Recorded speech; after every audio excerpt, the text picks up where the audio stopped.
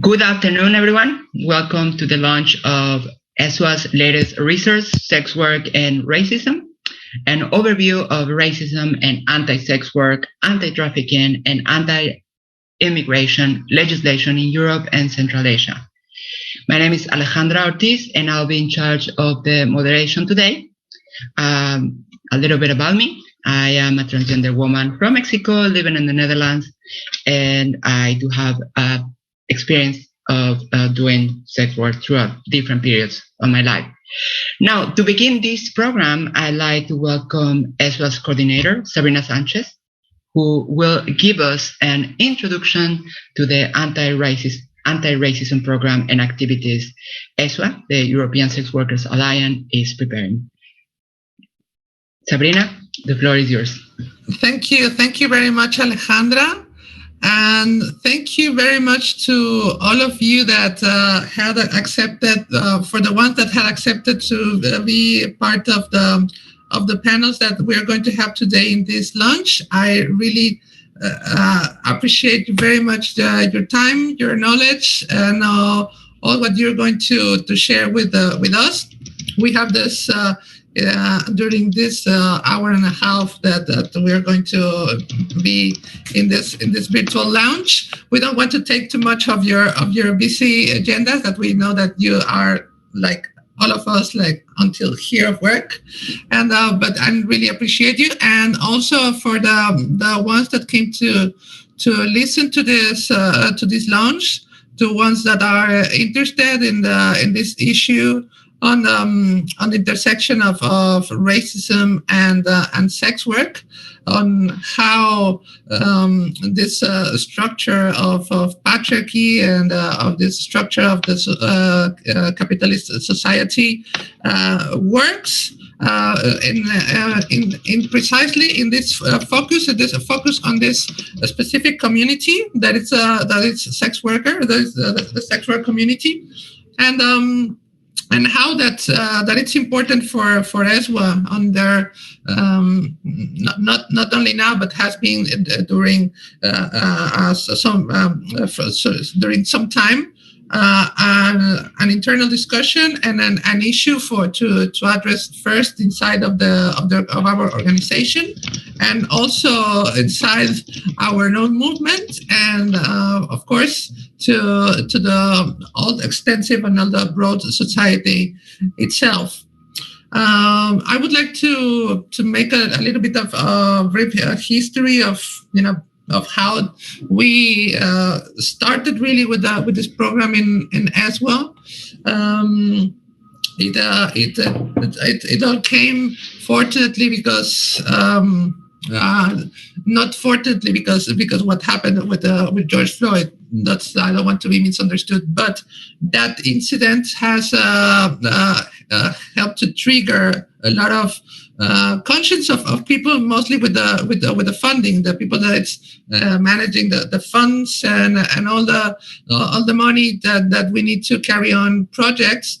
And one of the funders that has been supporting us during this time had realized, because of some events that had happened in Europe inside the sex worker community around racism, is that fortunately we were able to fund the program on anti-racism, and what we decided to carry on forward with this program, of course, is the empowerment of racialized sex workers in this precise coordination that we are in, that it's Western Europe, Western South Europe. We usually, the racialized bodies have also a history of migration, a migration background, that it's another layer that it's added to those obstacles that this kind of bodies and this kind of persons face when are exposed to the European white society. So we decided that it was necessary to address the lack of representation in our own organizations, in our own wide-led organization of sex workers, that it's a conversation that we should have, and it's a gap that we have to shorten. Sometimes we are not in the decision tables because we, of course, sometimes we need to survive. And sometimes we don't have time to be on activism. Sometimes we don't have time to be on assemblies and be discussing, because sometimes we are undocumented, and we don't have any other time to lose than being on focus on work and focus on surviving, and usually on sending money to our families and in our countries of origin. So we are lacking of a lot of knowledge, let's say formal knowledge, and it's one of the goals of ESWA to trying to address those gaps, to trying to get on trainings in order to reduce those skill gaps. And we already started. Fortunately, last March. On the first week of March in Brussels, we carried on the first edition. That I hope it's the first of many and many more. Like again, funding. So if you know the funders, let them know. And we carried on. We took 16 sex workers from around Europe. We have to remember that we are still in the pandemic, so the challenge was also huge. It was not an easy ride. It was really bumpy because of all these difficulties, but it was the first time that has happened an exclusive space where only racialized sex workers were trained or were going to exchange knowledge with racialized trainers, with people that has skills on funding, that has skills on public speaking, that has skills on organizing, that are not white people. So this is something that we also want to address, that we don't need, we're not need anymore, the white person that comes to tell us like we have to organize, how we have to govern our organizations. So we wanted to do it a real safe, not safe space, but trying to be as safer as possible, because there's not such a thing as safe spaces, but we have to try to save moments in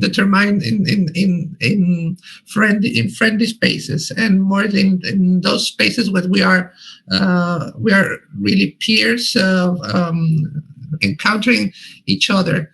So this is the motivation. Of course, this program has to produce some knowledge and also share that opinion, those voices of racialized sex workers. That's why we at the beginning of the program, around this time last year, we called for sex workers to join in what we call the anti-racist expert group, which they around the seven sex workers who answered the call and were interested in joining. They helped us to design a little bit the program of the BPOC Academy. We got their opinion of what were the lacks, were those gaps that they were identifying in the organizations. What do they want to work with? And we also they will help us to gather another sex workers for the focus groups for this products, this document that we are going to produce. This is the one that it's launched today, that it's sex work and racism. This is one. It's around histories. It's an historical overview of racism in anti-sex work, anti-trafficking, and anti-immigration legislation in Europe as well. We wanted to give it like a context, an historical context. Maybe Lily, that is going to present, maybe can tell us better. But the issue on racism is so broad, and many of you know about it because you basically live it every day. That we didn't knew where to start from. So what do we address first? So we thought that the best way is like starting from the beginning, from the how this in like 500 years ago, 600 years ago, all this started in this way, this separation of between the light skin or dark skin, and that's this kind of system, how it started, because sometimes apparently, mostly of course for white people, they forget the history. It's really easy. It seems that the people are forgetting the history that happened 70 years ago. So, and we're kind of, again, that we're like almost like in the 20s of the last year, but without the funny things that you can buy in the pharmacy back then, that was sold by Merck and all these pharmaceuticals. So we are almost there. So if we forget this saying that if we forget the history, we are doomed to repeat it. And we decided to go through the history first. And this decided it was going to be a series, at least for in this year and in the beginning of the next one. We're going to produce 3 briefing papers around sex work and racism, and each one of them will address a different thing. This part is the history. The next one will be around the structural causes, that many of them that are the ones that makes us sell sex in the first place, usually. So those without those structures and those barriers that we find as racialized bodies. And also, if it's intersected with another with another oppressions, then we add to the thing. So when we address that around the lack of access of housing and other options of work and proper healthcare around from specifically on sex workers. And the third one will be addressing one around the racism inside our movement. It's a discussion that we need to talk, that we need to have. Unfortunately, there's still a lot of white fragility out there that we need to deconstruct. And it's one way of deconstructing that is listening to the people that face those oppressions and that racism all the time, and also realizing that the fact that you are from a vulnerable community doesn't makes you be out of oppressing someone else of your same community. So I don't want to extend anymore. You will be listening again. You listen to me again. You'll have to in the next panel. So I'm going to shut up from now. And I'm going to give the floor to Lily, that she's the author of this great paper that you will be able to find. Like, I think it's already published. If Mari tell me on the internal if it is. It is. So you can go to the ESWA website, ESWALens.org, and you will find the briefing paper. So Lily, please, the floor is yours. Thank you very much. Thanks, Sabrina. Hi, everybody. I apologize for not showing my face. I'm always a bit nervous in doing that in these kinds of things, but I hope you enjoy the picture of Belle, which is a statue in Amsterdam, and she represents sex workers in the Netherlands. And just a little bit about myself. I'm a Korean American adoptee and a part-time full-service sex worker, researcher, and activist based in the Netherlands. Before I begin, though, I would like to thank everyone who helped me with this paper. A very, very big thank you and a big hug to those, including Sabrina, Charlie, Luca, Raven, Yeet, and Edina. Thank you very much for your time, edits, and suggestions. So now I'm pleased to present oh, by the way, can everybody hear me okay? Is this volume okay? Great, thank you. Now I'm pleased to present ESWA's briefing paper on sex work and racism, an overview of racism and anti-sex work, anti-trafficking, and anti-immigration legislation, which is hereon referred to as ASWTI legislation. I'll now just give a brief overview of the paper, so please read the actual paper for all of the information. Before delving into the racism in ASWTI legislation, it's first necessary to understand sexualized racialization and how it relates to racialized sex workers today. Racialization is the process of categorizing, othering, and marginalizing groups based on race through various social practices, tools, and systems. Sexual racialization refers to the attribution of race to certain sexual behavior and characteristics.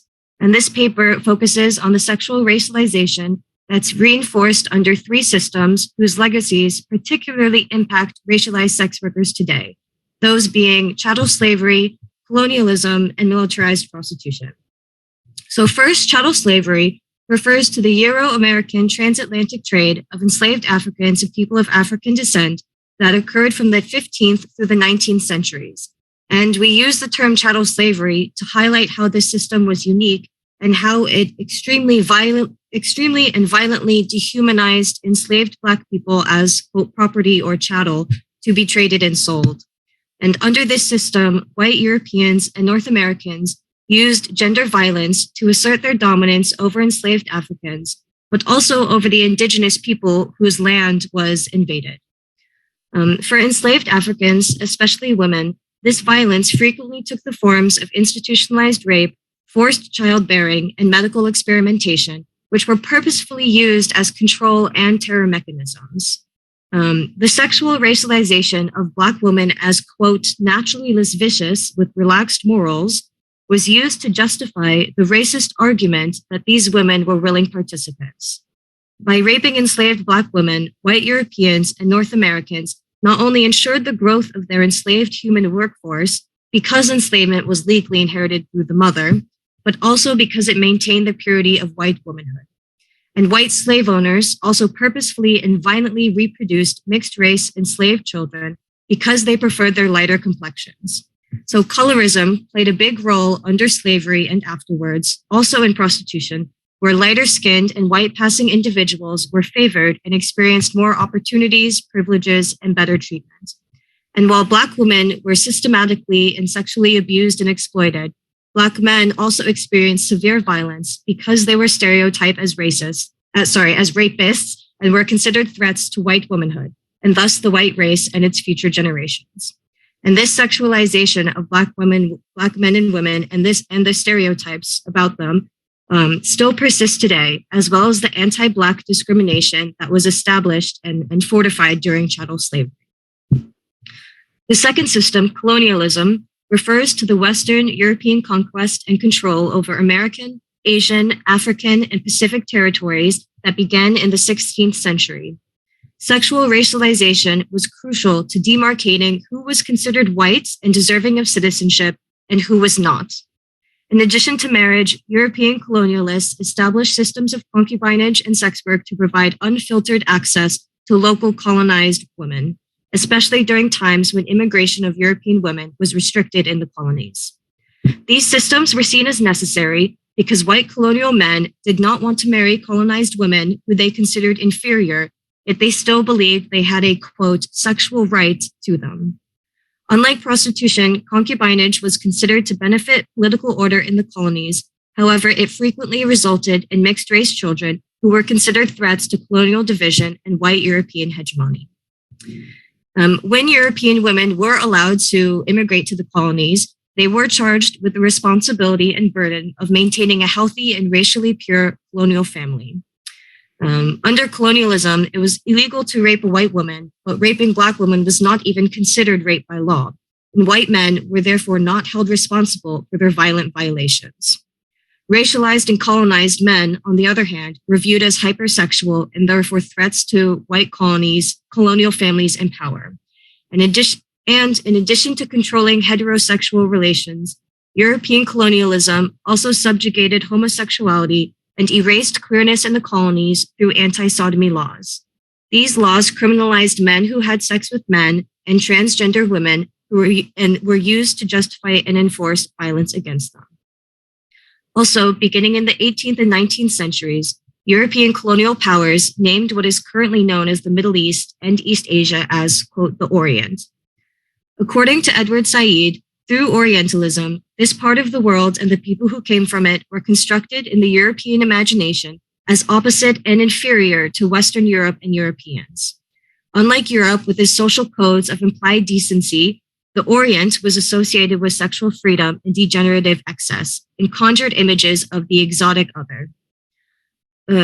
Women from the Orient were often featured as subjects of male power fantasy in Orientalist literature, and people were not considered citizens or even human, but rather, quote, problems to be solved or confined or taken over.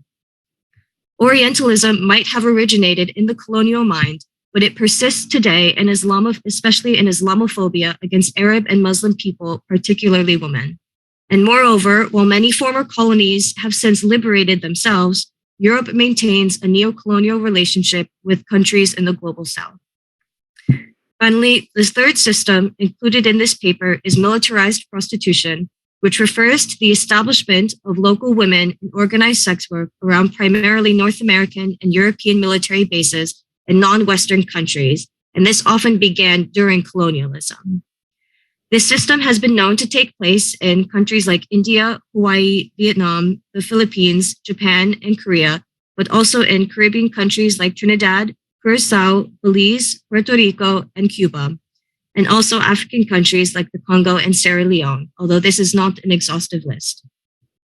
Militarized prostitution strengthened the sexual stereotypes that were applied to racialized women and men, which were used to justify their subordination and thus the subordination of their countries. The lineages of chattel slavery, colonialism, and militarized prostitution lives on and permeates present-day social structures and institutions that still marginalize racialized people, including sex workers. These systems also influence our current-day understandings of who, based on race, as well as other intersecting factors such as gender, ability, class, migration status, etc., is considered desirable and valuable, in need of, quote, saving, and worthy of rights and respect. The racist ideas established and fortified under these systems have also impacted anti-sex work, trafficking, and immigration legislation, which was introduced after the abolition of slavery.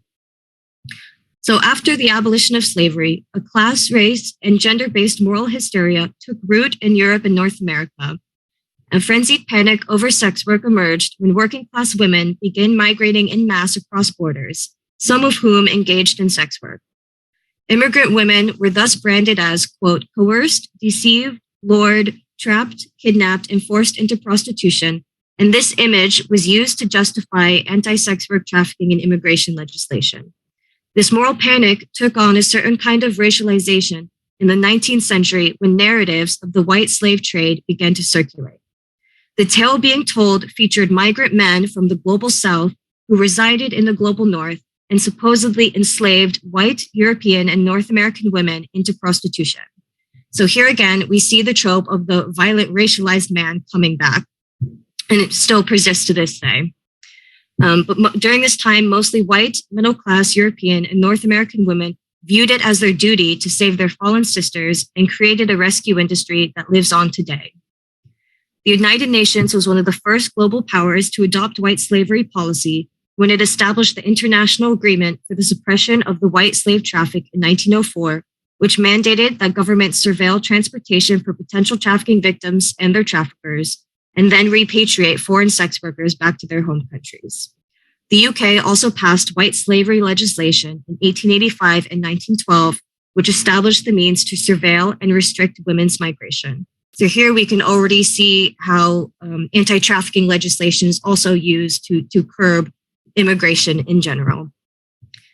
The panic over white slavery subsided somewhat during World War II, but reemerged again during the 1970s and after the fall of the Soviet Union.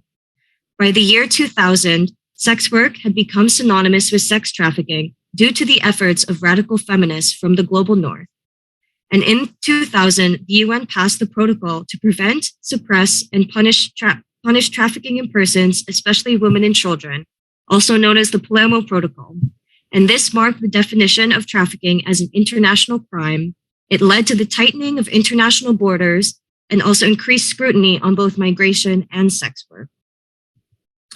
Today's anti-sex work, trafficking, and immigration activist movements are also dominated by morality politics and are still led by white radical feminists from the global north.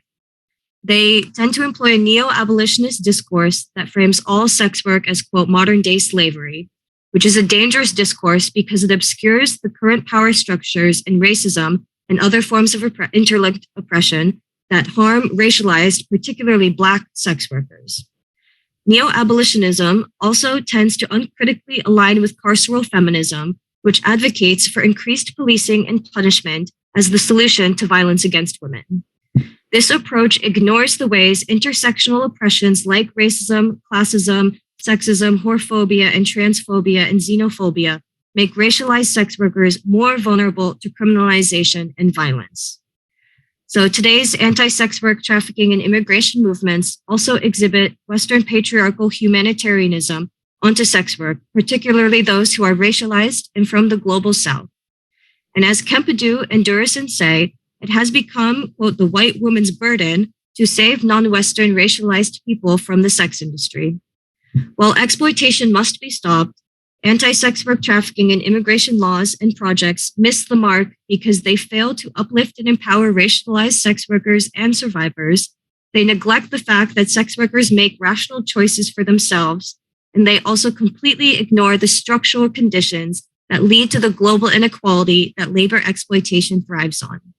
Furthermore, neo-abolitionists fail to acknowledge how anti-trafficking organizations accumulate wealth off this inequality by perpetuating racist notions that racialized sex workers, especially those from the global South, are helpless and in need of saving by white nations and their supposed benevolence and generosity. This, quote, humanitarianism, therefore allows predominantly white and global North individuals, organizations, and institutions to feel like they're doing something good for the people they label sexually exploited without addressing or correcting the harmful institutions, practices, and policies that are built on racism and other interlinked systems of oppression, and that put racialized and migrant sex workers at risk of discrimination and violence. It is therefore clear that anti-sex work, trafficking, and immigration laws and policies have little to do with protecting sex workers from exploitation or improving their working conditions. Instead, they point more towards governments and radical feminist anxieties, a need to control and prohibit unwanted groups of people that are considered threats to social and moral order. Due to these laws, racialized sex workers, especially those who are trans and or migrants, become collateral damage in an ideological fight against sex work that has dangerous, if not deadly, consequences in real life. In order to correct and improve the wrongdoings that come from anti-sex work, trafficking, and immigration legislation, the briefing paper provides general recommendations and recommendations to the European Commission. Some general recommendations include, first and foremost, decriminalizing sex work and non-exploitative third parties, also for migrants. ESWA also recommends stopping using binary definitions of oppression and empowerment, and also adopting an intersectional approach to combating exploitation and violence against racialized sex workers. And the final general recommendation is to adopt an anti-racist approach to combating exploitation and violence against racialized sex workers and survivors. For the European Commission, ESWA recommends that the Commission recognize that structural and intersectional discrimination is both a cause and a consequence of why racialized people engage in sex work, to conduct evidence-based evaluations on the effects of anti-sex work, trafficking, and immigration policies and laws on sex workers' human rights, and to conduct this evaluation with meaningful inclusion of a diverse group of sex workers. ESWA also recommends the Commission address violence against racialized sex workers, by prioritizing an intersectional approach, integrating intersectionality in all existing unions, equality strategies, and access plans, and to establish a concrete framework for the rights and protection of racialized sex workers by meaningfully including them in the development of said framework.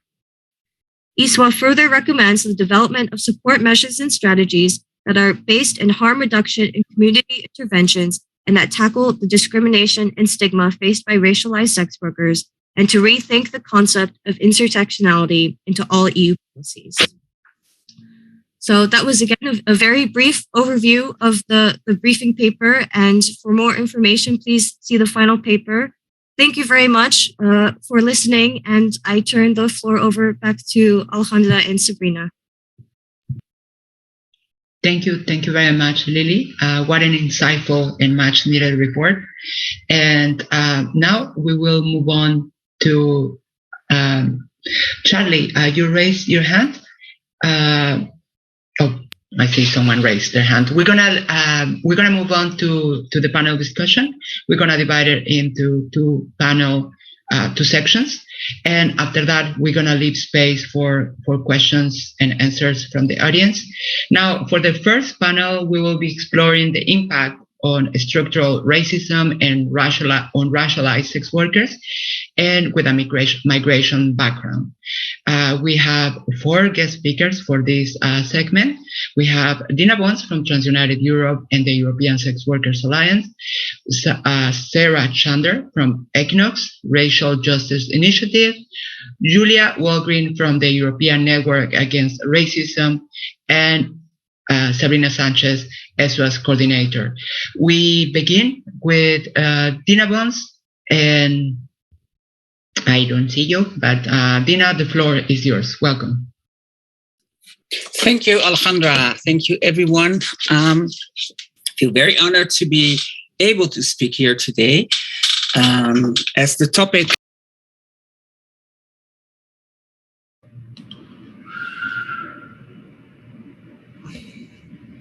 I think Dina's muted.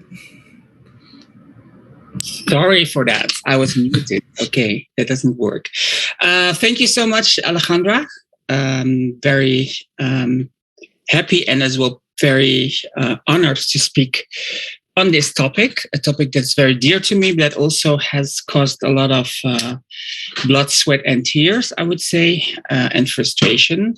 I think I have been one of the first sort of like to address wherever I saw it, structural and institutional racism on every board that I was. And it is not always easy to have topics that are definitely not always cheer up conversations, because we are questioning ourselves, we are questioning the environment that we are living in, we are questioning sometimes each other on acts that we see or things that people say in a specific language, or where people who are constantly under the most intersectional parts of pressure, easily, adaptable for. And it can create, of course, very different atmospheres also within sex worker organizations. And I've also witnessed that myself in the Netherlands, for example, where I try to get more BPOC sex workers into the union that we used to have. And that wasn't received by everyone very pleasantly, especially because at a certain moment there were more BPOC sex workers, sometimes in meetings, than white sex workers. And then one of the remarks we got that it wasn't a migrant or a BPOC union So we had to be more general and generic in what we're doing. And I think the approach what ESWA now is doing is really forward, and it's very courageous to step forward as an organization that addresses a topic that we're all living in.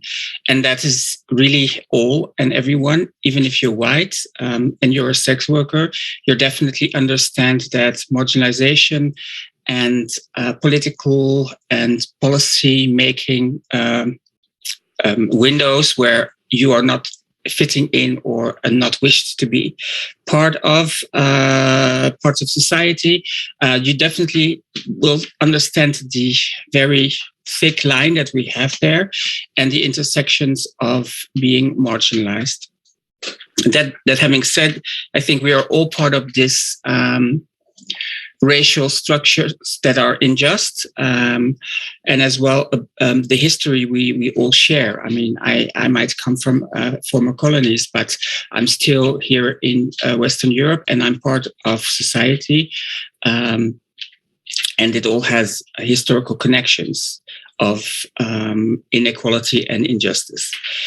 The sex worker movement in itself is always very good in detecting where marginalization processes are taking part of our solutions and our work as activists. And it is sometimes very painful to see that whenever it is BPOC trans sex workers trying to call for action, that it is not always listened to, or it is seen as a sometimes even something negative, while the people who are fast on the streets and loud and as well sometimes change things are those who definitely dare to speak up for this very important topic, because it's all interlinked and we all part of it. So I think it is very good that now we have a starting point, and this starting point is something that is really well done. Thank you as well for the beautiful report, Lily. It has been very helpful, and as well to conceptualize what is actually our role as a sex worker, activist and part of the sex worker movement. And that is, I think, and I see it in the boards that I am in, at least, there is more adaptation towards intersectionality to understand mechanisms of power imbalance and why they are the way they are. And we as sex workers, we're one of the people at the most forefront, and especially those more marginalized because of their skin colors or their beliefs, religious beliefs. It can be very much of influence if we start to operate with people from the margins as well in the groups that we are trying to start. And it's not only the the anti-racist agenda that I want to focus on. I also want to focus on all the other existing work. I think when you come to, for example, Parliament, or you are going to speak with people who are policymakers that are at our side, it's very important to show the diversity and as well all the knowledge that we have within our communities and organizations. And as an organization of people that fight as sex workers for trans rights, it is definitely also not easy to maneuver within the trans community, because it also interlinks with other stigmatized areas such as HIV, of course, racism, and transphobia. And I think for us, it is therefore very important to feel the support from the sex worker community to do this work, because we're sort of like already a bit upfront there. We definitely feel immediately when things are changing within our environment.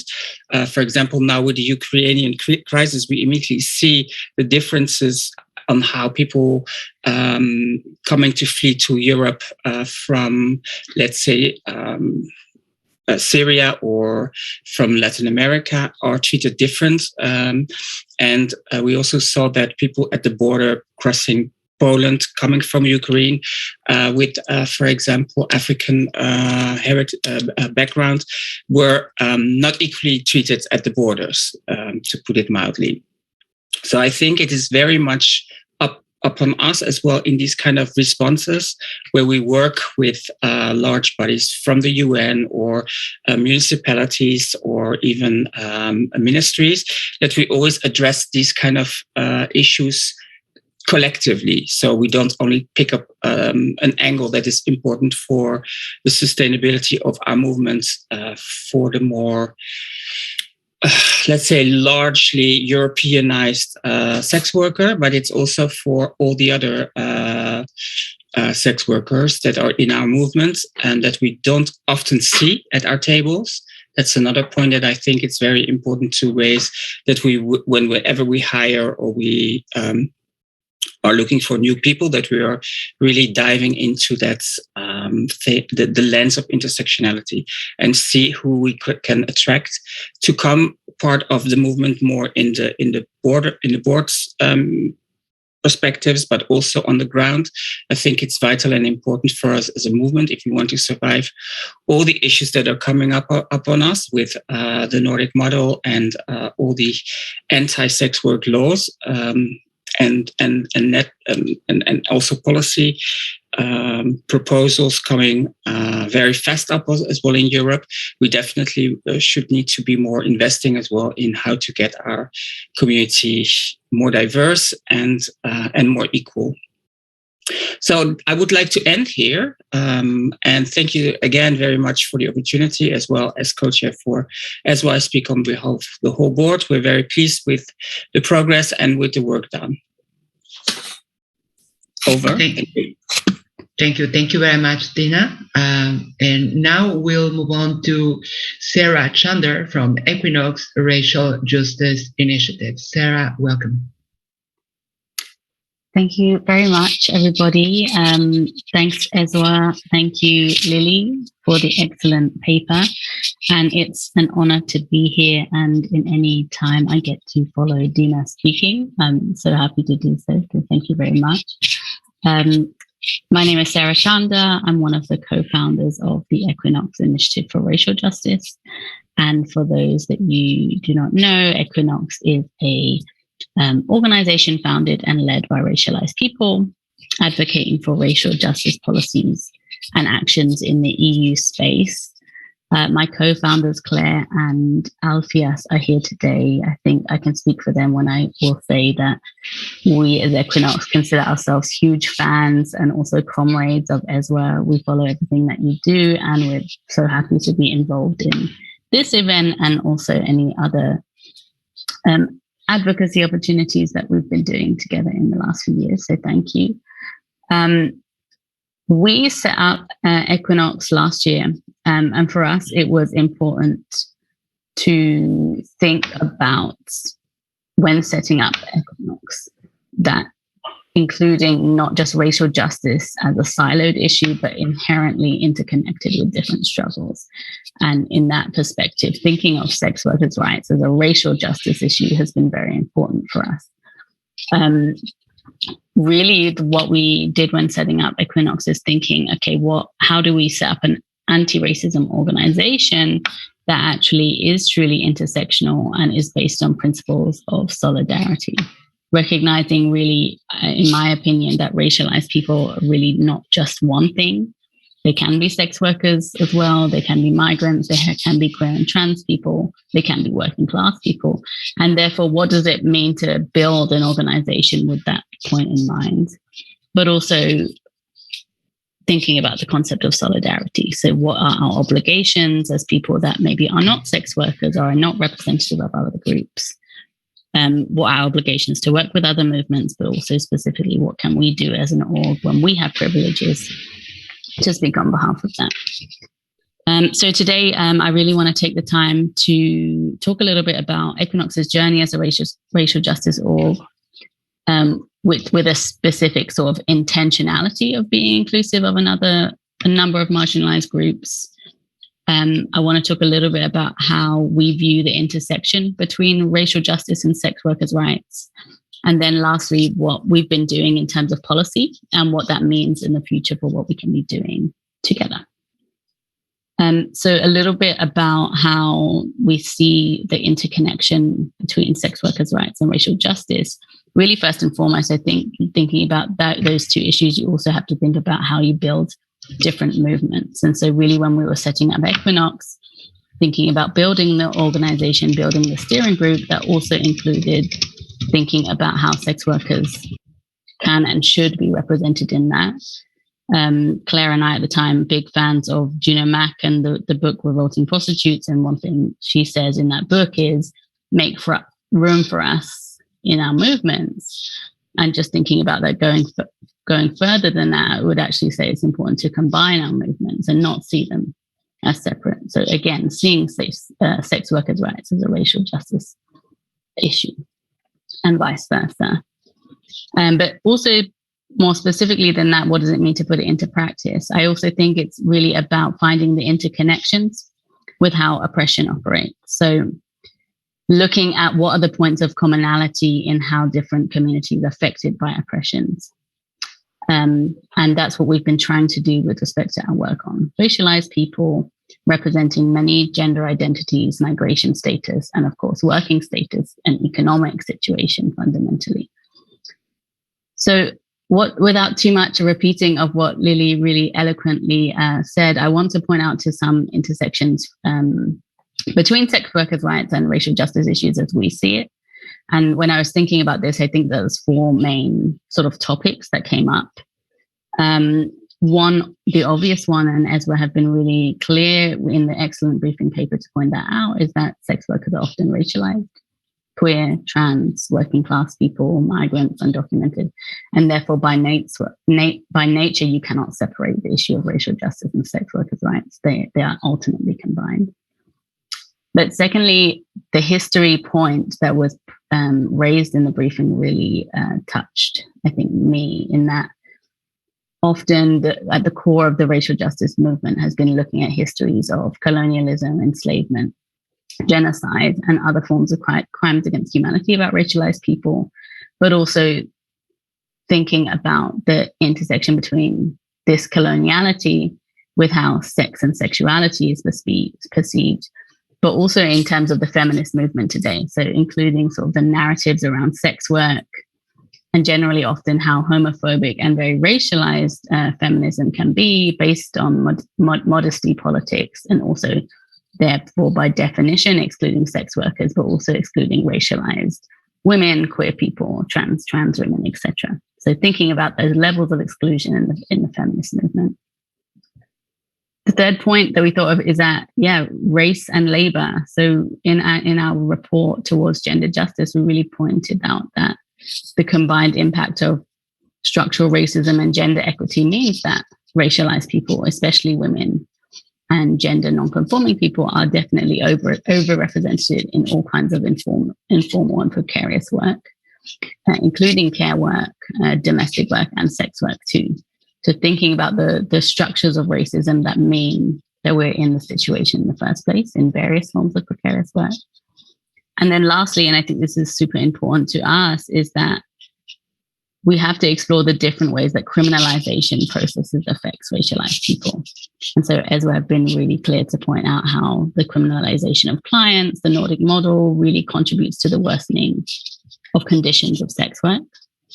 But we also see in other areas how that intersects with anti-racism and the experiences of racialized people who are sex workers, but also more generally, thinking about the pandemic in terms of the policies, enforcement policies in the pandemic affected people's livelihoods, required many sex workers to either not work or transform their modes of working, but also contributing to the targeting of racialized communities, the over-targeting of racialized communities in terms of fines, pandemic fines, surveillance fines, but also generally just putting more police on the streets, justifying more surveillance policies, which in any case targeted sex workers, but also in particular other racialized people, queer people, migrants.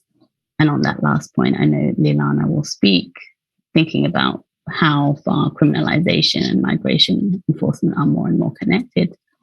This criminalization this increasing criminalization coming up there too. So in terms of how Equinox has sort of included these issues in our work and try to think about how the issues impacting racialized sex workers should be included in our activities, one thing we thought about is really like what work can we do to change those narratives around feminism? So especially in the Brussels bubble, in feminist anti-racism work, you're seeing, from the perspective, feminism being shaped by the perspective of so many women from very privileged sort of positionalities and excluding women from the perspective of women and trans people, non-binary people, who are often excluded from mainstream feminist movements. So we've been trying to sort of think about what that means to divorce ourselves from caste-war feminist approaches, which try to address every social issue with more crimes, more police, more prisons. Sarah, thank you. We are running a little bit out of time. Yeah, we can stop there. Okay, my apologies. Let's welcome Julia Valgren from the European Network Against Racism.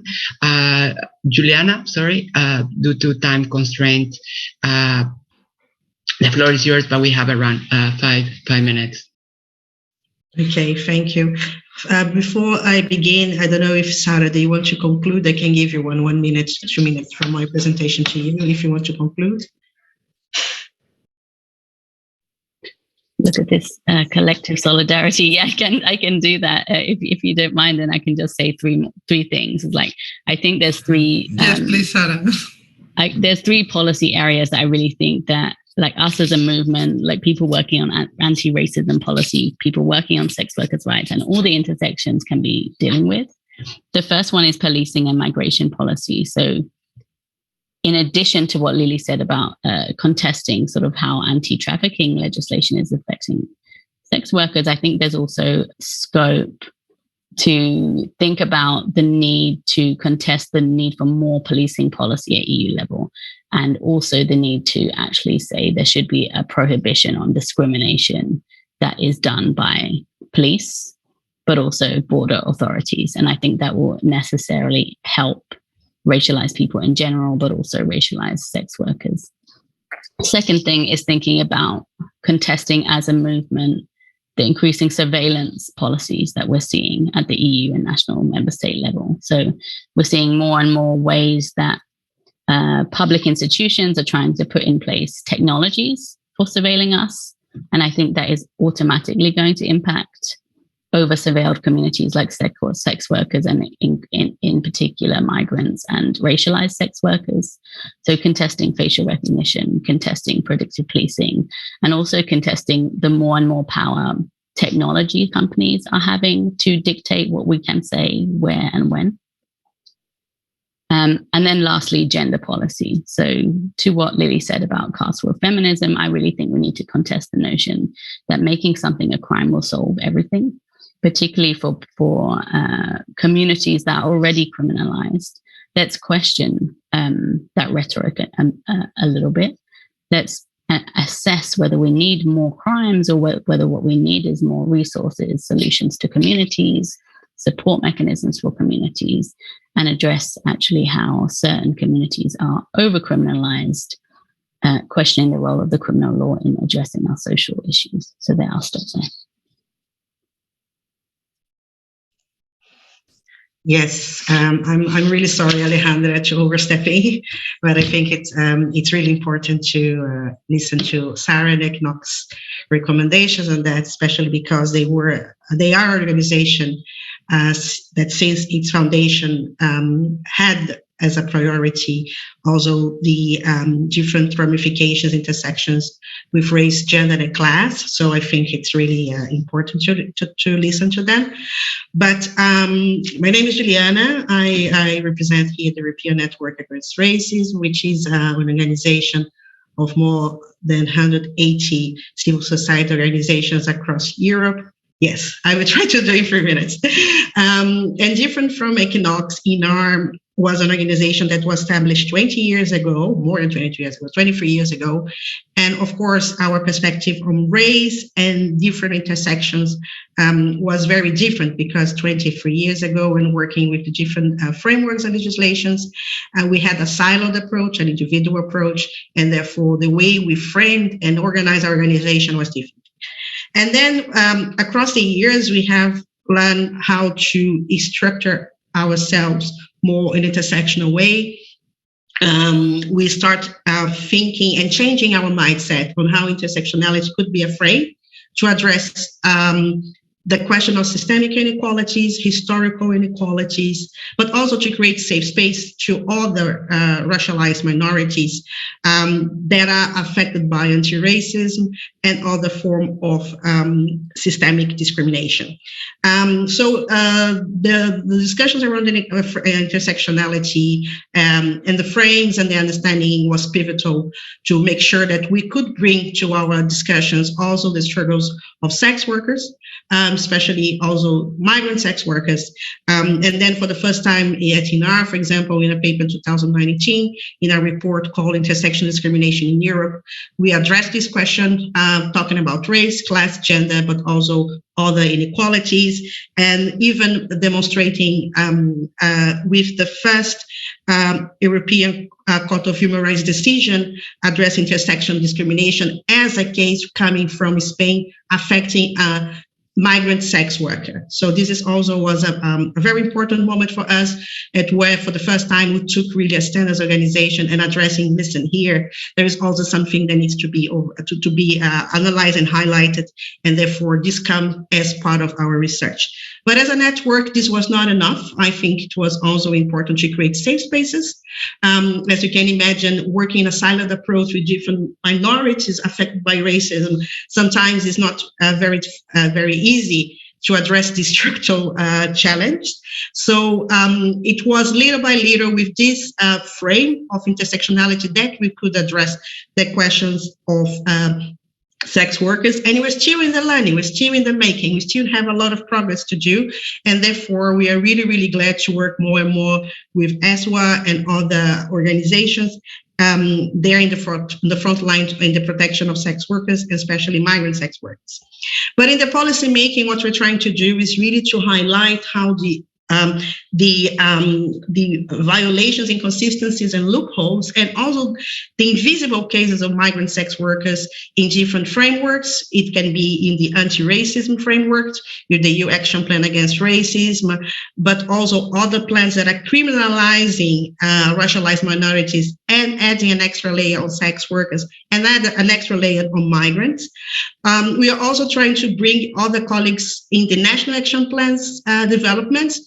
In the experience that we had in different countries in Europe in our NAPARs, we have had zero collaboration with organizations working with the rights of sex workers. So it would be really a good opportunity to start developing more partnership and engagement also at national level. What we do at the EU level needs to be reproduced at national exercises, but also in the field of migration policies. I think Sarah mentioned the dimensions, and Gina as well, but for us it's also important to talk about integration of sex workers, especially if they come from a migrant background, and also to be sure they are included in different migration and inclusion plans, integration plans, but also that we can start addressing more the question of deportability and employment, especially when this affects disproportionately migrant sex workers. And this is a tough task. It's not easy. And we really appreciate the space and the opportunity to be together here with you to better understand how we can start addressing these questions that are invisible more at the EU and national levels. I know that Alejandra already gave me there that my clock is ticking, but I'm glad to continue to exchange with you in the Q&A and other platforms and spaces. So thank you.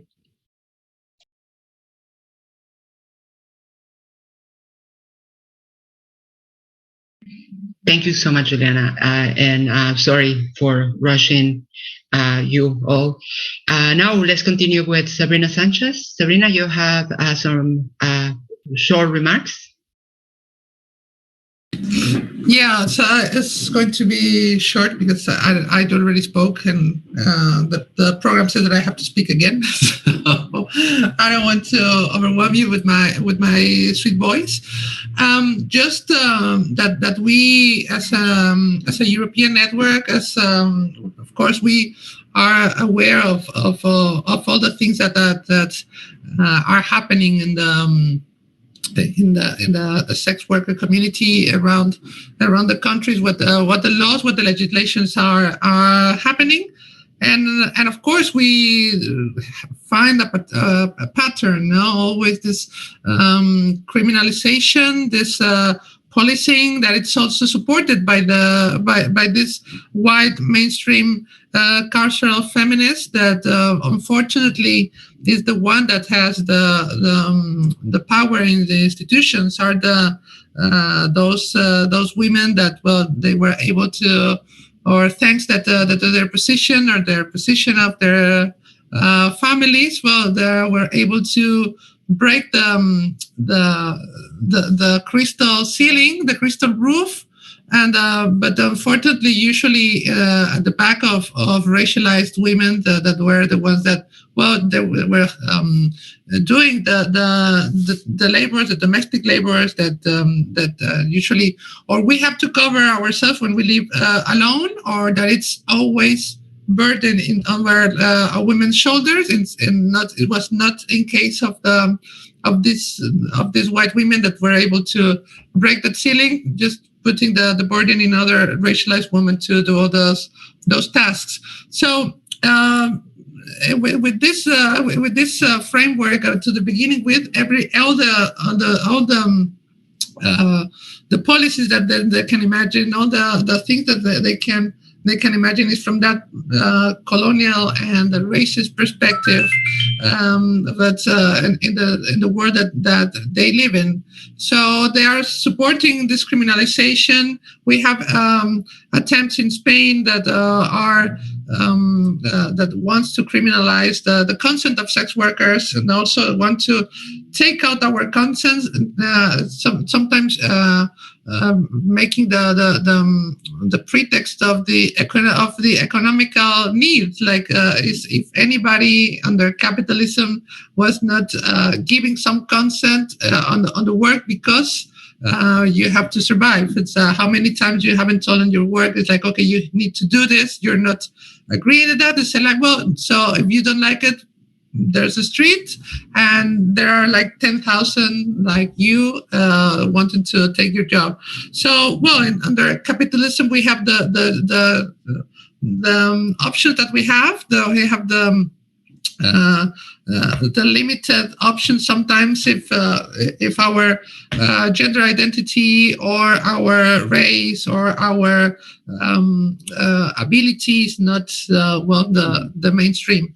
So we are seeing this increasing in policing. We're increasing on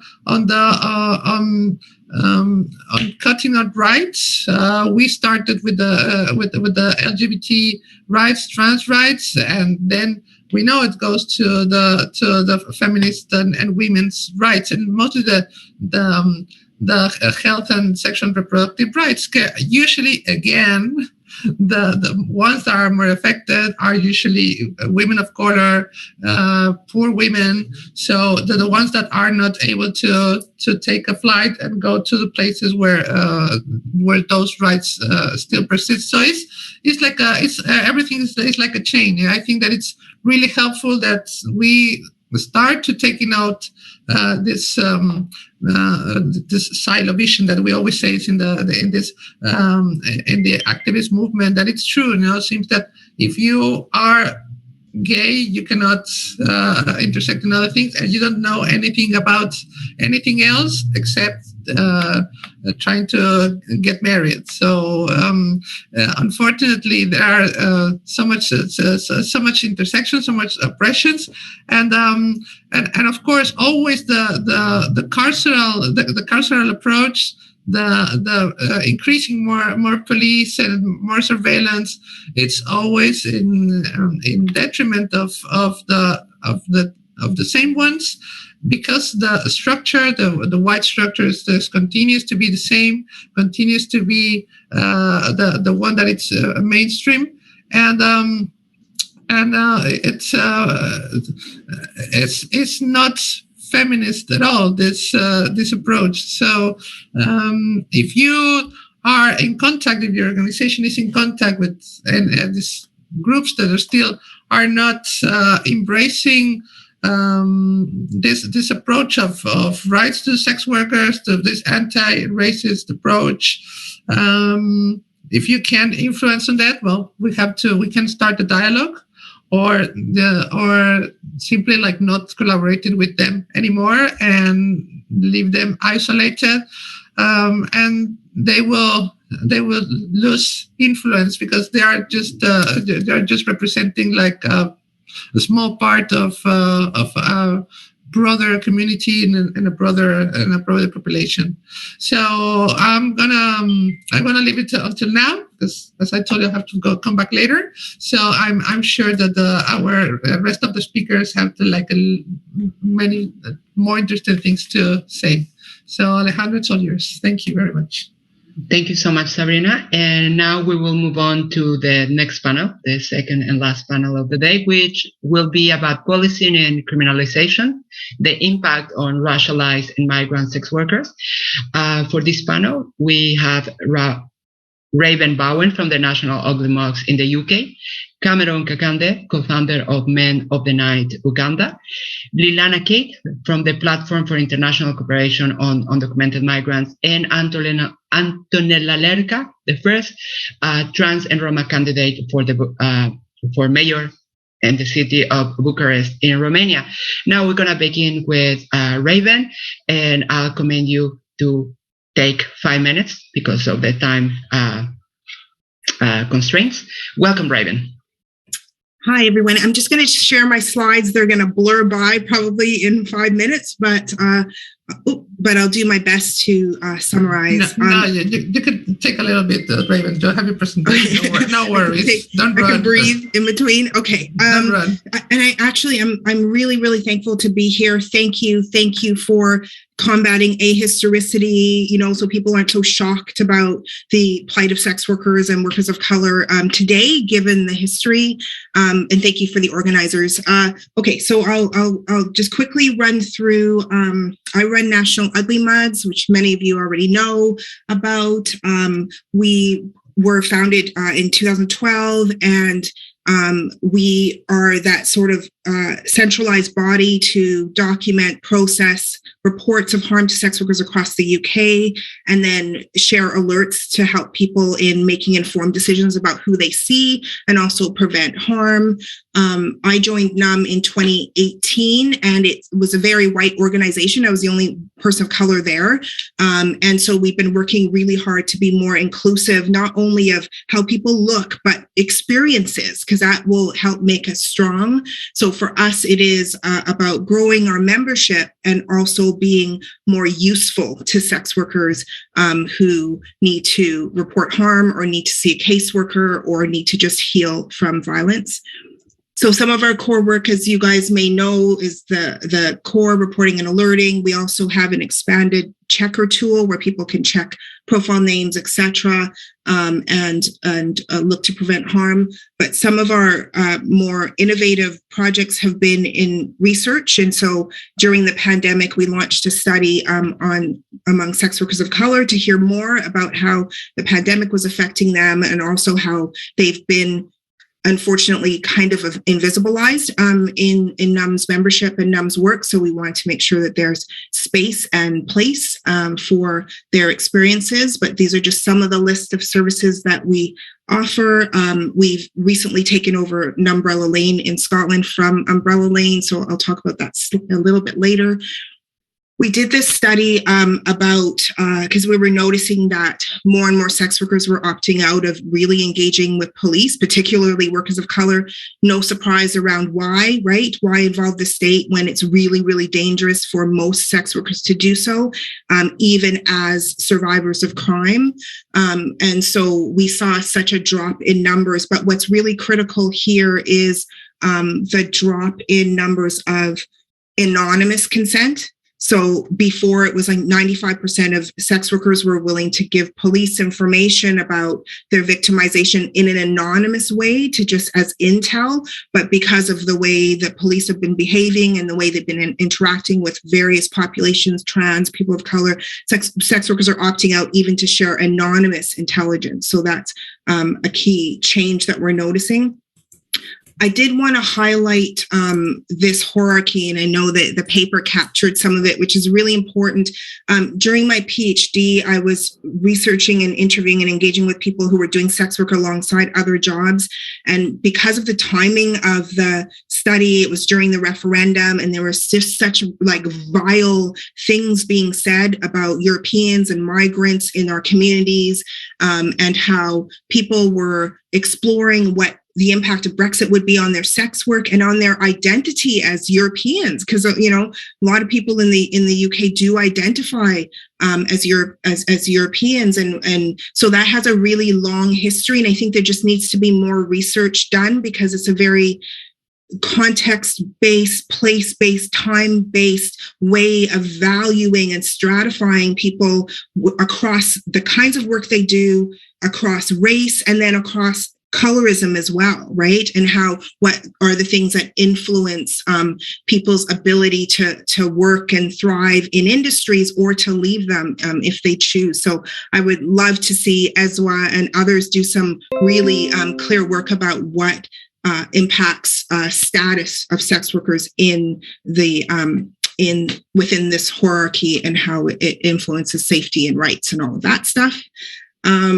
Okay, so the study that we did, there's a wonderful woman named Elizabeth who led it. And so we heard from a diverse population of sex workers, but almost half of them were trans-identified or queer-identified, non-binary, and also almost half were experiencing disability. So other speakers and members talked about intersectionality and how we have to really view people holistically, as we know that we need to do, but also to fight for that. Because when you're looking for, investment in response, it's always very compartmentalized, and life isn't lived that way. Somebody else mentioned, you're not just a sex worker or a person of color or a disabled person, you're all of those things all at once, and all of the policy areas that are affecting people in those identities are also converging within someone's body and someone's work. It was also really important to hear from workers of color about their interaction with police. And as you know, this worker's that's the last person they would ever call. And in thinking about this presentation, when I first came back to the UK, Jessica McGraw was murdered in Aberdeen. And it was someone who, I didn't know her, but I felt such an affinity to her and to her experiences. She lived in London. She was a mom. She commuted and toured to Aberdeen and then was murdered. And she didn't call police when she was in harm. She called her friends. And it is that thing about the way the media then later after she was killed, there's an article from The Sun calling her a throttled hooker. So we also have to look at media representations and how they exacerbate and dehumanize sex workers on a continuous basis. Because I consider that article a hate crime. How could you talk about somebody that way and not even understanding what she lived, how she died, why she died, and what we could have done to make sure that her and others don't. So we did this project in partnership, this research project in partnership with Femdemonium. Beautiful artwork. I have to say something about creative opportunities for sex workers and workers of color to express what's going on for them through art. So we should try and, integrate art and theater as a way of moving communities and moving people to change. Because sometimes a report doesn't do it. Sometimes they need something that goes in a little deeper or a little differently. Somebody mentioned decrim, so I won't go into that, but that is definitely something that we need to see. We need to see decriminalization at the borders. We need to see decriminalization online, offline, in workspaces, etc. And this one worker did say that we're dying in an industry that pretends we don't exist and insists that sex workers of color have no value. So that is something that when you all are looking at racism and colorism within the sex industry, that'll be a very, very important thing to pick up. The other thing is, so in response to some of the whiteness of the charity at NUM and also the invisibilization of workers of color, we got some investment from Joseph Roundtree to look at the ways in which workers are discriminated and experiencing racism in public sector. So police, landlords, anyone that has a complaints process, health, therapy, housing. So we're about to launch a study right now with a small team of people of color to look into that, to explore the complaints processes and how inaccessible a lot of those things are, and also to expand NUM's reporting potential to include reports from victimization from people in roles of public trust, and try and find ways to advocate and to change some of the practices that are just going on with impunity here. I did want to talk about an umbrella lane just briefly. It is not going to be in a political space necessarily. We're leading with the wellness space to have a safe space for, and Sabrina said no safe spaces. So I love safe moments for workers. That again, some sex workers migrant sex workers in particular, didn't feel included in that space. And so we're going to be expanding that space to make it some place where workers of all colors, all stripes will feel welcome, even if that means having distinct times and access and programming specific to populations. So I've just hired Nathalia. She's amazing, Brazilian. And so she's coordinating Umbrella Lane. So if you know sex workers touring through Scotland, definitely connect up with her. But she's had some contact with workers of color and with migrants who are just facing horrific experiences at borders, and also this loneliness of being a traveler, commuting, touring, and how that's affecting mental health, belonging, and all of those things. So I want to make sure that Umbrella Lane is a safe place to land for workers who feel that they have nowhere. And in a country where, I was born in London and I'm told to go home. So, and with all my privilege, etc., I can imagine how people without status are experiencing life here, and how sex workers and workers of color experience life here. So watch this space. We're just securing some funding for that to expand it, but that'll definitely be a beacon, hopefully, and space for migrants and workers of color and others in other protected categories. My last slide. Is this my last slide? Almost. So some of the final thoughts here, I think others have covered it. The idea of, sex workers being supported to work on anti-racism stuff, also to kind of find allies in adjacent movements. That speaks to that intersectionality bit. And there's this other thing about, for those of us who have the opportunity to hire workers of color in our organizations, do it without fear of white flight, because someone gestured to that earlier. That happens. It's like, bring it on then, right? Because there's one thing about, sometimes people just talk about inclusion, but when you hire someone who is of color, who has power, sometimes that does create some important friction, right?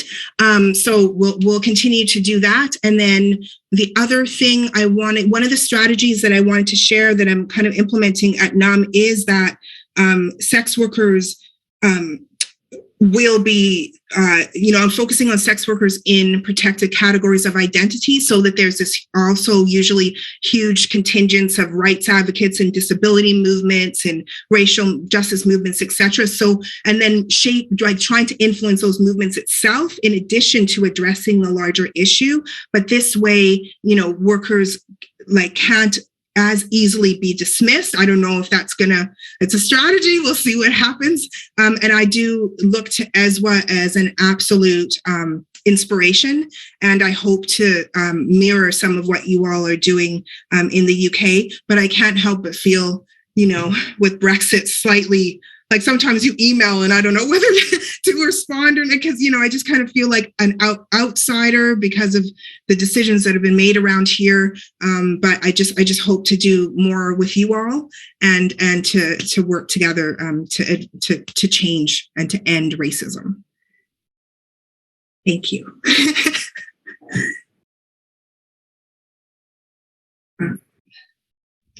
Thank you so much, Raven. Let me see. How can we remove the sharing? Okay, it's going. Say that one more time. Okay, yeah. Yeah. Is it gone? Almost, no, not yet. Okay, so I should go stop sharing. Maybe I'll just close everything. How's that? Just don't go. Oh. Stop sharing. Yes. Excellent. Thank you very much, Raven. Very beautiful presentation. And now we leave the space for Cameron Kakande, co-founder of Men of the Night Uganda. Cameron, welcome. Hello. Thank you so much. Sorry, I can't switch on my video because I have issues with my phone. But I won't say much because a lot has been said. What I would like to talk about is I would like to talk about freedom online and offline. During the Corona situation, sex workers were operating in Berlin were being they were being tracked by police online. Like police could maybe try to write to you as if it's a client, and then you send them your address, then they come to you, and then they kind of take you to police. So how safe are the sex workers who operate online? Are they enjoying the same freedoms other people enjoy online? So we need to really think about that. And also there is also another issue of migrants and border control. I happened to have been racially profiled last year at the border of Denmark and Sweden when I was crossing from Denmark to Sweden, and I was held for 2 hours. And I was going for a human rights conference on migrants and border control, which was organized by World Trade.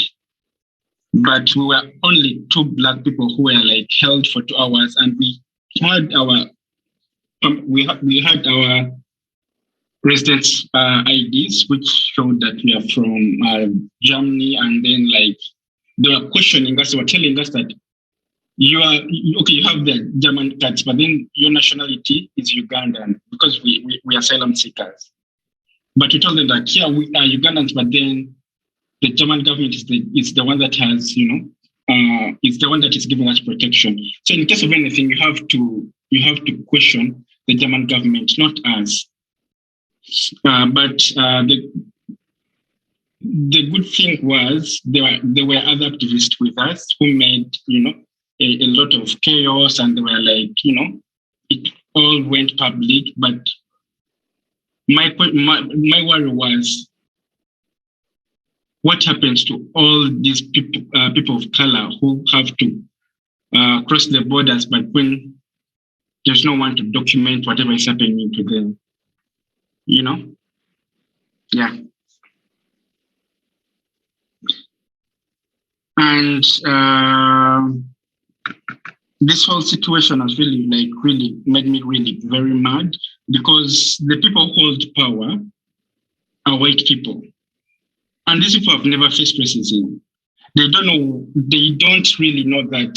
They don't know the importance of carrying out investigations and giving you the needed support. They'll take forever. Ever since September last year, we haven't gotten any report. It's pending. It's being done by white people, and they don't know the importance of being racially profiled. I'm so sorry, because when I talk about these things, they really make me feel really bad. So I'll stop here.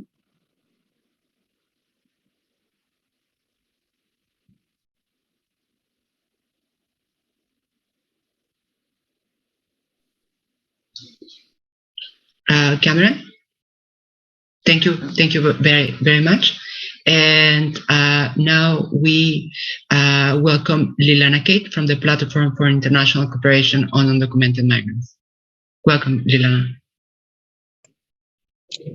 Thanks so much for having me. And thank you, Cameron, for showing that I'm speaking in a very policy way now about the very direct experiences that you and many others have had. So I'm aware of changing the level there. But so PICUM is an international NGO with over 160 members that are all focusing on the rights of undocumented migrants.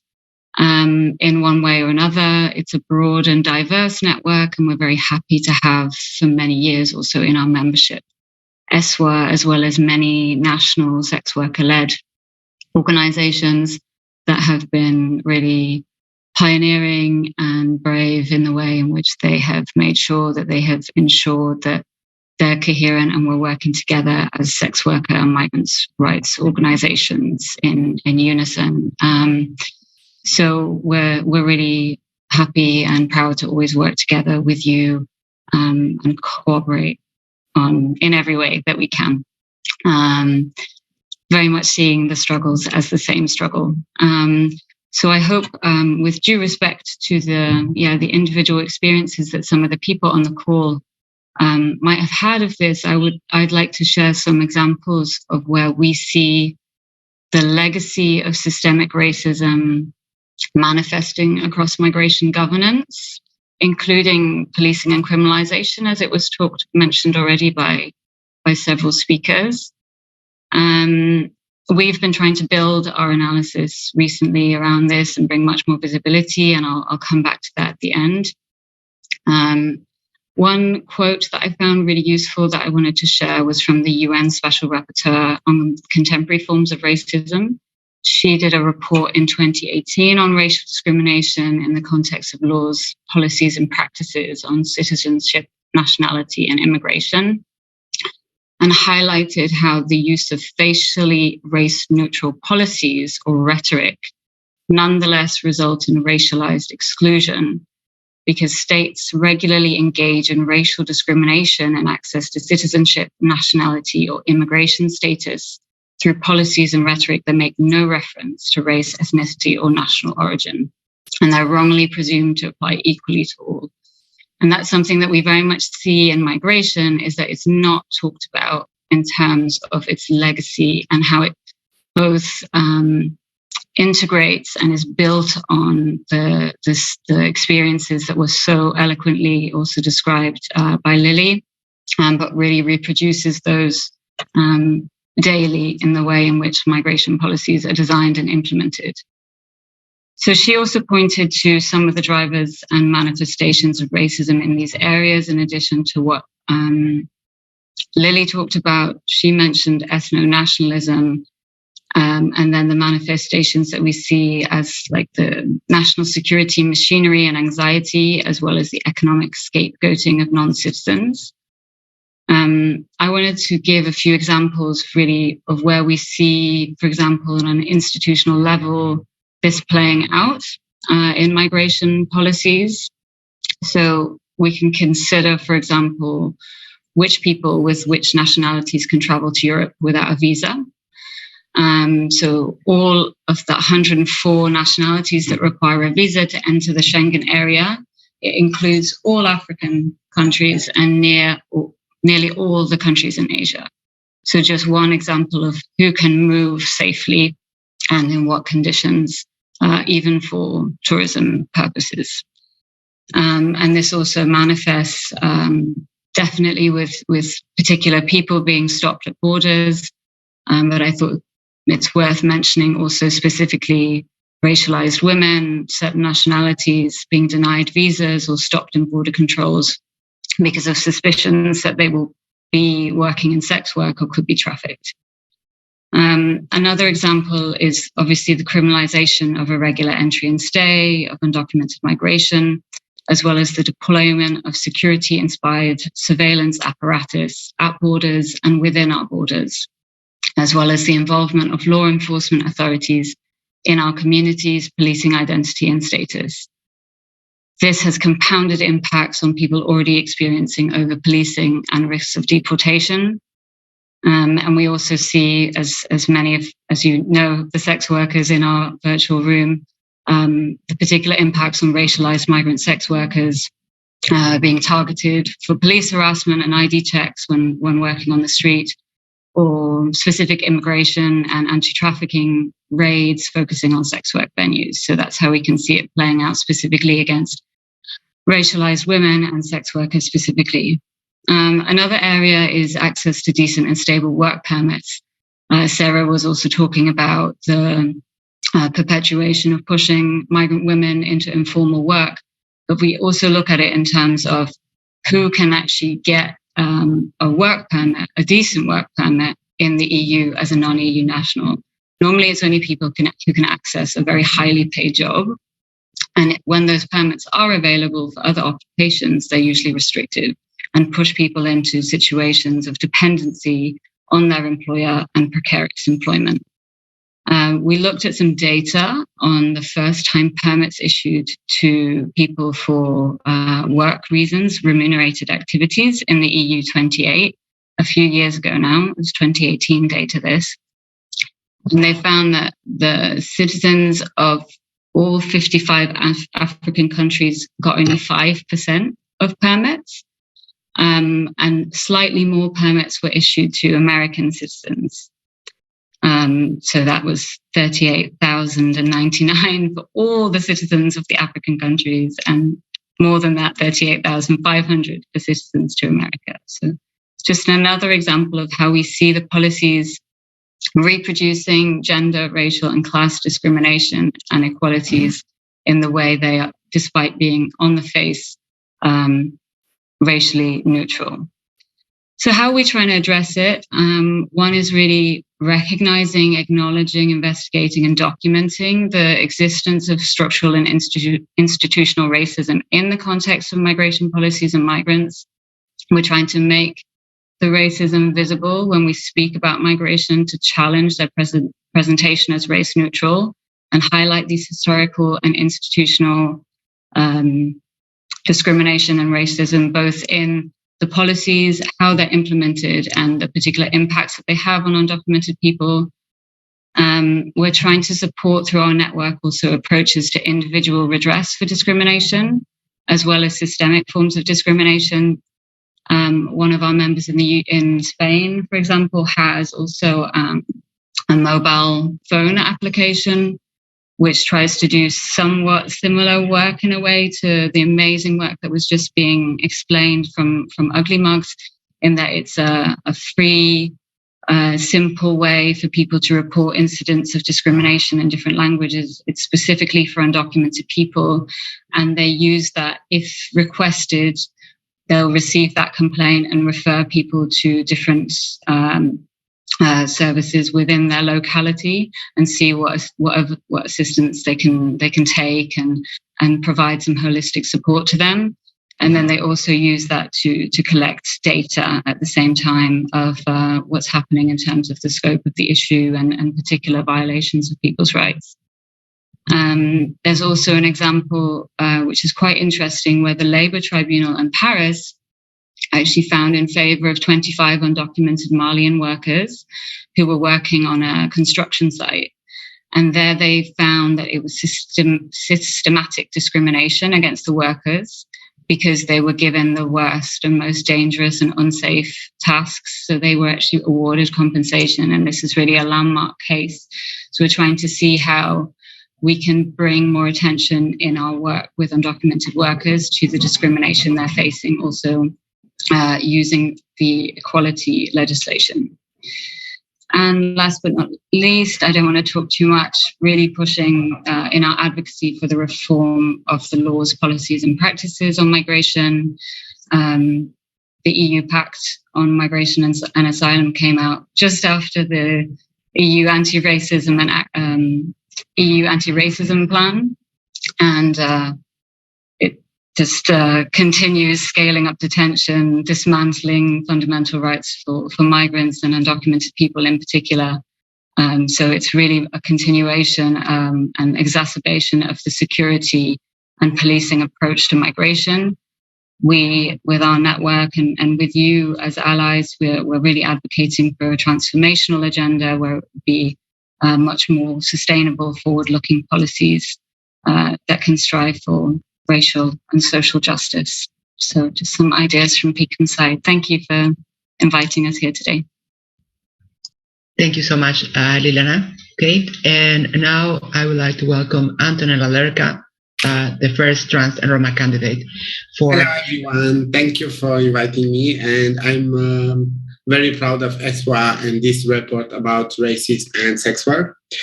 For first thing, I want to tell you that being Roma and being sex work is very hard. Because if you don't face the issue and the discrimination about being trans or Roma trans, you will face the law that attack us on sex work, which is very, very difficult and make our life very difficult, like housing, like access to healthcare, like access to basic needs, like everyone needs. Roma people are very condemned by the society. Roma people in all Europe, they are seen like the most horrible sin on this world. But nobody talk about the history of the Roma people being slavery for the white people and being harassed and sexual violation every day by the white privileged people. We can see all this stigma all over the world on the Roma, like gypsies, like traveler, and all these kind of words using to insult us. But nobody talk about the intersectionality, that people don't know not even what is intersectionality. People just condemn without speaking with the person. And this report bring us and bring in the public space the issues of intersectionality, because a lot of NGO, they are talking blah, blah, blah, a lot of things. They will do a lot of change of law, but never intersectional. Always white, privilege, respectability, maybe kissing some asses, and we're gonna have some law. No, we don't win law, and we don't change law, and we're not having the decriminalization with the kissing asses. No, this thing didn't work and will never work. We should ask to the all feminists in this movement of anti-trans and anti-sex work, everything pink, everything wonderful, but nobody speak with a sex worker or maybe with a trans. Never once in the life. But they got there and they take money and gave a lot of law against us, without us. Of course, this is normally for white privileged people because all their life they are privileged, up, supreme, and will never low down the head in front of us. And this report brings also the issue of the decriminalization of sex work, which helped very much the Roma community, because more than, I don't have percentages, but a lot of Roma people go from Romania to all the countries in Europe, and they are facing racism without even the problem with this Swedish model and affecting everything. They also face the immigration issue and the Roma. So bringing together, I think they make powerful and make a good subject for changing law in the high level. This is our opportunity to stand up and go in front of the movement of feminists. I'm just laughing when I say movement of feminists because it's not feminist, but okay, feminists, going in front, stand in front of them, maybe with our long skirt, and just show them that we are not just an issue that the white savior come and save us on the white horse. No, thank you. We don't want white savior. We are enough of white savior. So don't exoticize me. Don't take my, okay, I'll be short. Don't exoticize Roma community, and just good job, ESWA. Thank you. Antonella, I was not telling you to stop. I was clapping to your remarks. I was thinking, it's okay. It's better short, they understand. Okay, and thank you very much, Antonella. Now we have we are open for questions from the audience. If anybody would like to ask some questions to our guest speakers. You can ask my prices also. Also, very good, very good. We're waiting for questions. Or also a comment or something. And Sabrina, please. No, if the people has any comment around the paper or around what we had said, this is the moment. Okay, we have a question from Vale. Yeah, so first, I really would like to thank you. It's a privilege, and it's clear that ability to point to troubles, but also solution comes from the people that are at the center of the troubles and the solution. And this panel, it's amazing and it's so necessary. So I just wanted, first of all, to thank you. Second, I work for an organization, APC, that is focusing on digital spaces and digital rights. And I have heard a few of you talking about online and offline space surveillance. And I also browse a bit around the kind of data surveillance and how it impacts migrants. So as a white person and a white ally, my interest is what we can do together, how we can do together, how we can also bridge with organizations in Europe that are sensitive to digital rights, but they are not working, let's say, closely, not only with sex workers, sometimes even in this larger or confined space of feminism, whatever it is, or LGBT. So I'm interested in possibility and way of working together, disseminated, and bringing your voice, experience, and solution into spaces that are fighting similar struggle, but for a bit more central or privileged space. And anyone can answer, and I'm very happy to see you again. Sabrina.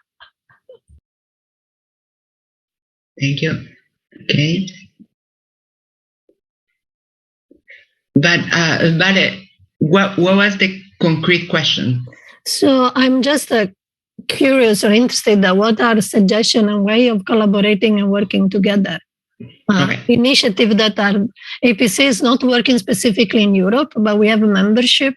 So I'm just really interested in possibility and way forward, or any comment regarding digital rights, because it's the area where I'm more active.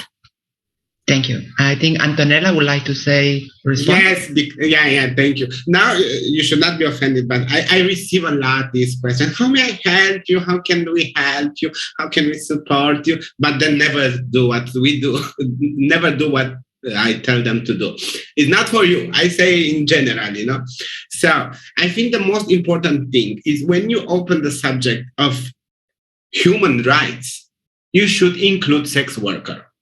Even if you go speaking there for another issue. Now, I just give you an example. We go to the Pride. Okay, Pride, LGBT, blah, blah, pink, sunshine, everything what you want. We should open this message about sex work, even in that event.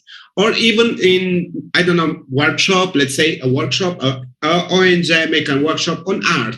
Let's say on art, we get a room with full of Picasso painting, and we talk about art. But we cannot talk about art without sex work, because sex work is art, bitch. Just watch me. So we must include the topic everywhere, even in school, even in university, and always talk first to a sex worker and ask her, can you explain me that.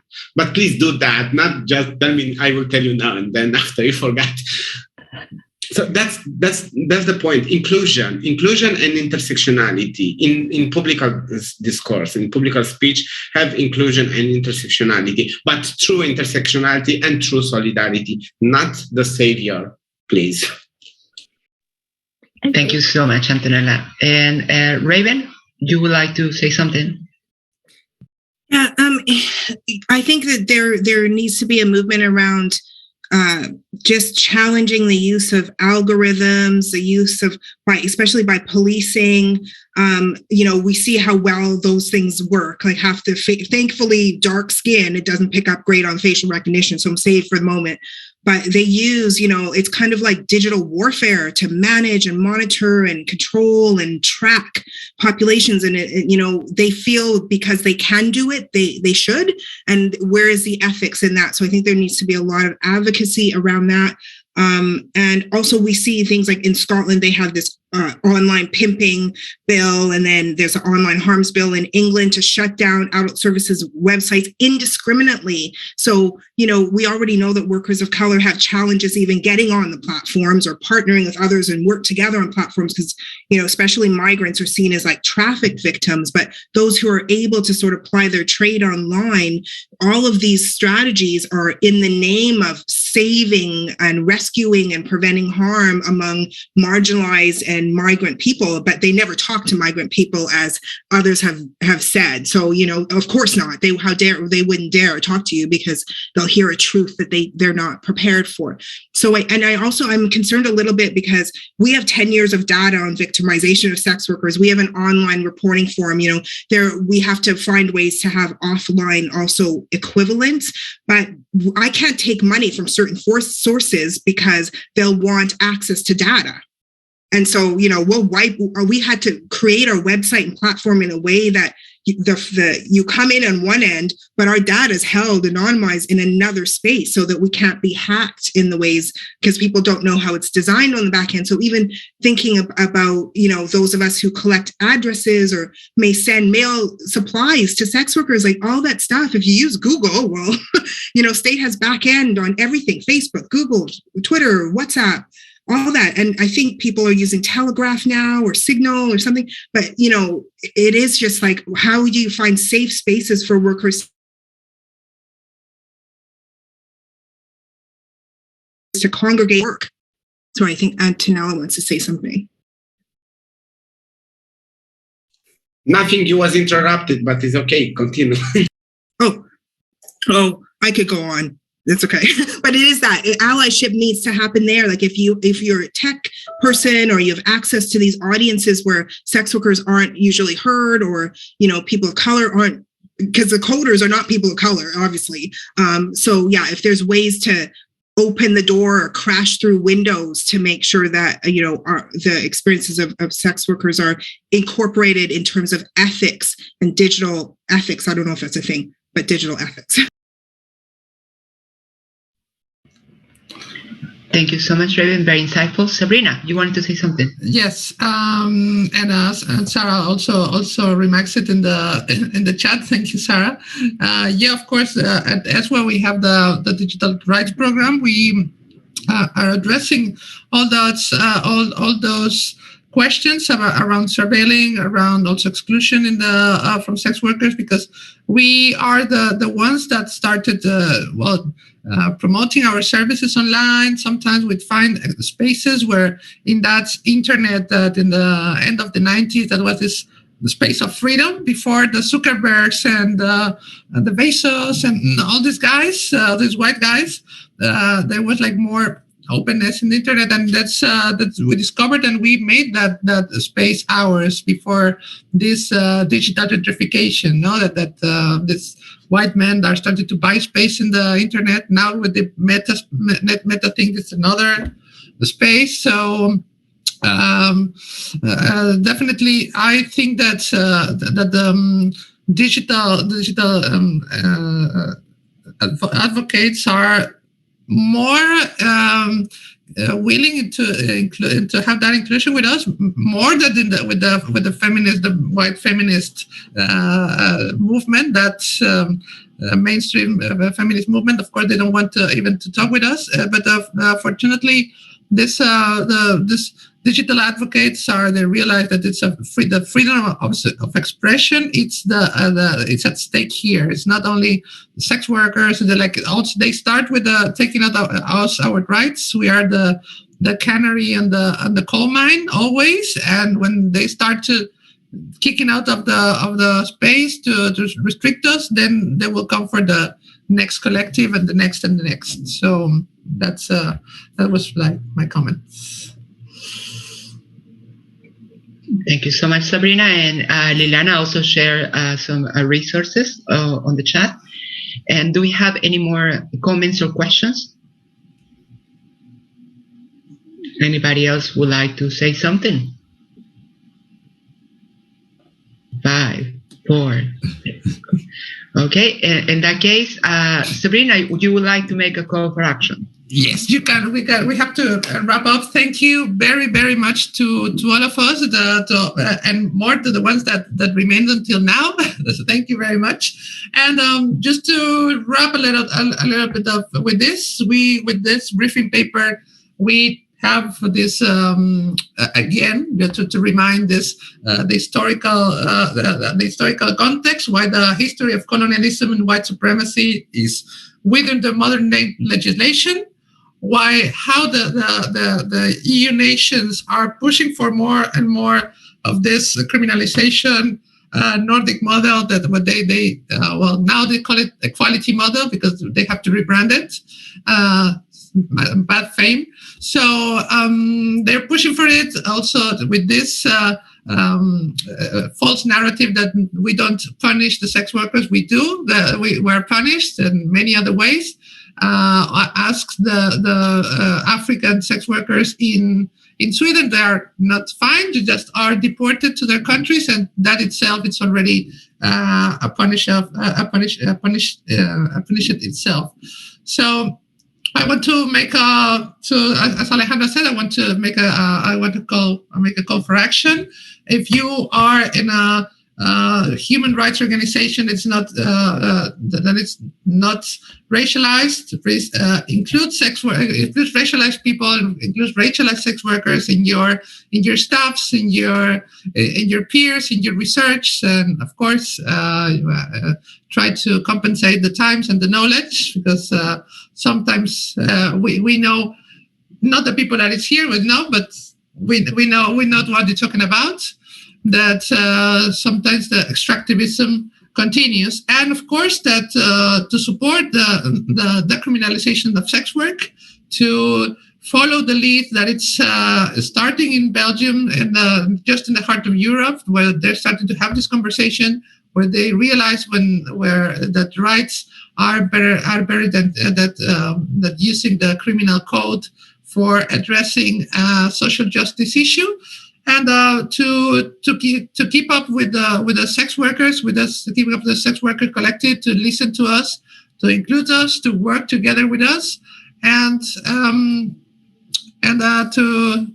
to become supporting ESWAs and the local organizations of sex workers. Thank you very much, and I think we can finish this lunch. Thank you all. So much. Thank you so much, Sabrina. Thank you so much, Dina, Julia, Sarah, Raven, Cameron, Lilana, Antonella, and everybody who, again, has been with us for these past 2 hours. What an insightful afternoon indeed. And we meet again. Thank you very much. Have a wonderful afternoon. Have a wonderful afternoon. See you. Thank you all. Sayonara. Adios. Bonne soirée. Buonanotte. Buonasera. Dui.